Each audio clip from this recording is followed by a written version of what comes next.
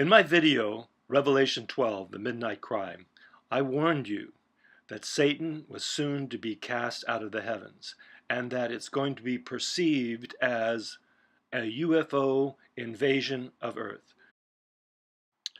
Just last week, on December 16th, I believe the first salvo in this coming war, this coming invasion of these so-called aliens happened.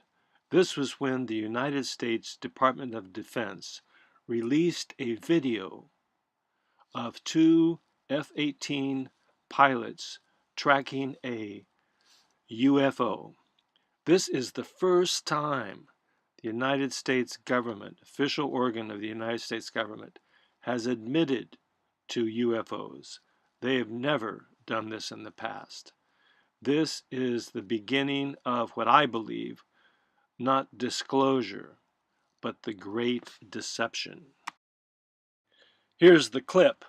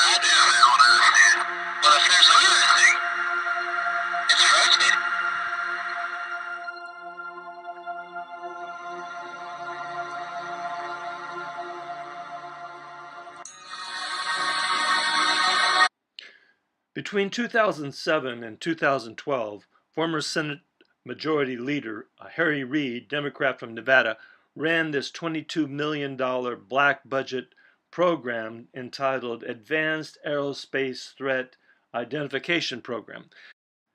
Now, when the Department of Defense released this little video clip, it was immediately picked up by the New York Times, LA Times, CNN, Fox, BBC, and worldwide media.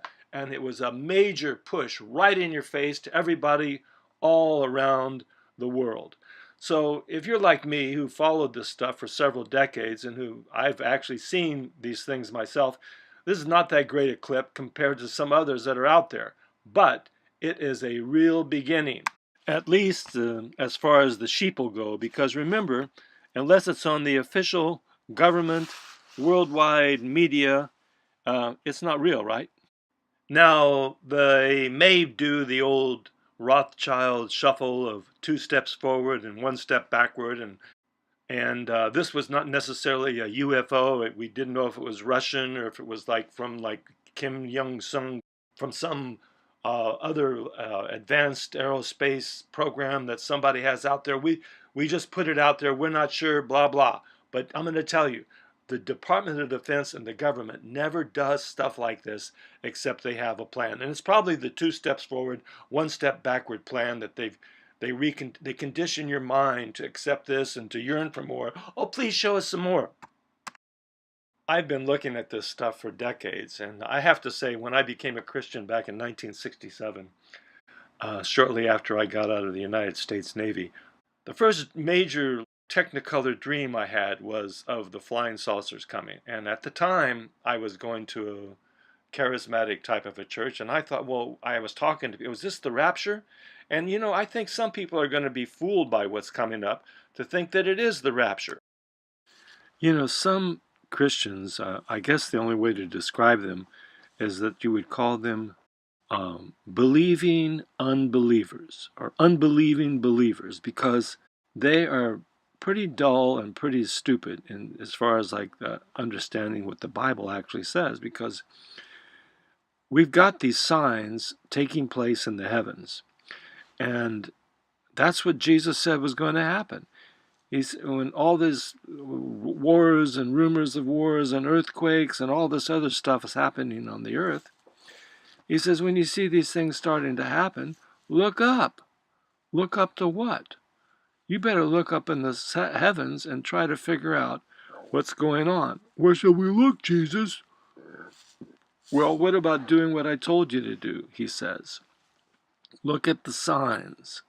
Luke 21, he said, for you guys, real slow now, for the scriptural morons out there, there shall be signs in the sun and in the moon and in the stars. Well, Jesus, that's astrology. Well, I'm sorry, folks. If you are so dull of hearing, let me tell you it again. Psalm 19.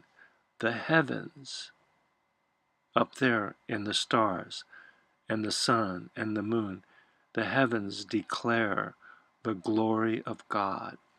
And the firmament, that's where the sun and the moon and the stars are, according to Genesis chapter 1. The heavens declare the glory of God, and the firmament shows his handiwork. What God's going to do, his handiwork on the earth, day unto day uttereth speech, and night unto night showeth knowledge. There is no speech nor language where their voice is not heard. Their line is gone out through all the earth, and their words unto the end of the world. So you better listen up. In them hath he set a tabernacle for the sun, the constellations, which is as a bridegroom coming out of his chamber.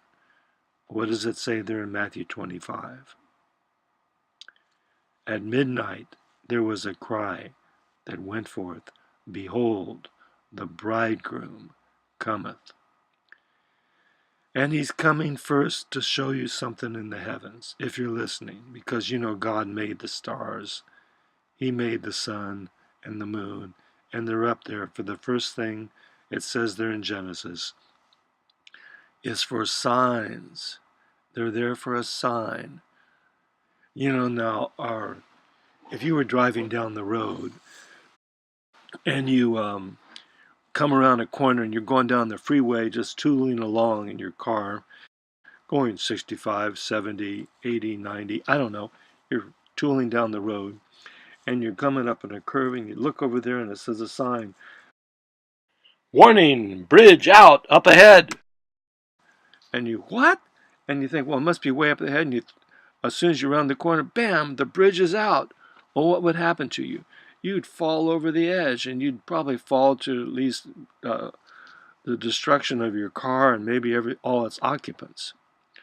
No, they'd post those signs way down the road and have all kinds of barriers in the way. So you're getting ready to slow down. You don't want to run your car over the bridge that's been taken out.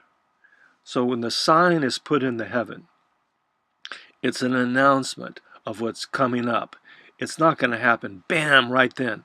And I told you in that thing, I said, at the very end of it, some of you may not get it. I said, am I telling you that this sign is the end of the world? No, I said, it is an announcement of the beginning of the end of the world. And that's exactly what it is. So I'll tell you what, the dragon is going to be cast out of heaven. And all the signs of the dragon were fulfilled. He did drag 1/3 of the stars, 120 degrees, beginning the Pleiades. I'm going to go into this in my next video. And he's waiting right now in Ophiuchus, the constellation of Ophiuchus, where you've got the man trying to fight the serpent. And he's probably also manifested in Hydra. And he's going to be cast into the earth. These are all happening up there in the heavens, if you read them correctly. And why was the Jupiter, which represented the man-child, was in the womb area of Virgo for 42 weeks? because it represents the coming 42 months of the time that the dragon is going to be reigning upon this earth, and the time that God's going to give power unto his servants. So it's all there in the book of Revelation, and it's going to happen on earth just as it happened in the heavens. We may not have the total understanding of it, so just because we don't doesn't mean we're not supposed to look at it. So I think as we continue looking at it and continue asking God, what are you trying to tell us? What it says, they day unto day uttereth speech, and night unto night showeth knowledge. So we're looking for it. Are you looking for it, or are you a mocker? So you better examine your heart. I think the people that woke up, like the 10 virgins, what I got off that thing with this was the midnight cry to wake up the virgins, because it says, behold, the bridegroom cometh. Because the sun is, it says there in Psalm 19, is like a bridegroom coming out of his chamber. It runs through the elliptic of the heavens and the constellations, and it's telling you things. We're pretty dull of hearing. We don't really hear what's coming up. So we're trying to tune into it, and I hope you are, so you'll get what's coming up, because something heavy duty is coming up. And I think what God's shown us here with the government, officially, for the first time, giving its official stamp of approval to this UFO phenomenon, which is not aliens coming from outer space. It's aliens coming from another dimension. The devil and his angels are at war with Michael and his angels, and they are going to be cast out of the spiritual heavens, and they're going to come down into the earth, and all hell is going to break loose. So there shall be great tribulation, such as was not since the beginning of the world, till this time, no, nor ever shall be. So you better get ready. You better be on your knees and get down on your prayer bones and asking God for help, because something heavy is coming very soon.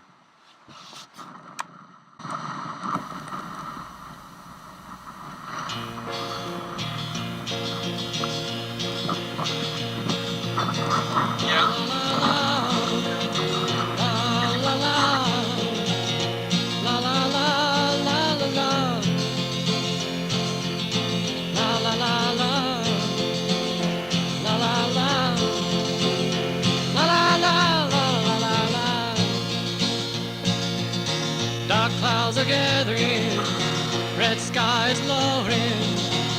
It is the morning of the day. Sailors take warning, there's a storm a-coming, soon to be on you and me. Batten down the hatches, lower all the sails, head below decks before the gale. When that storm breaks, will you be safe in a ship that will not fail? 'Cause all the signs in heaven, they say the storm, it is near. On earth waves the roaring winds, hearts failing for fear. 'Cause all the signs in heaven, they say the storm, it is near.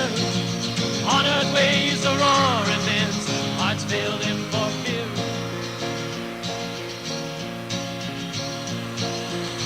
Those ships in port say the storm won't come. They'll lay there when they are undone. That shallow place they thought was safe will become their watery grave. Launch out my mates into the deep. That's the only safe place to be.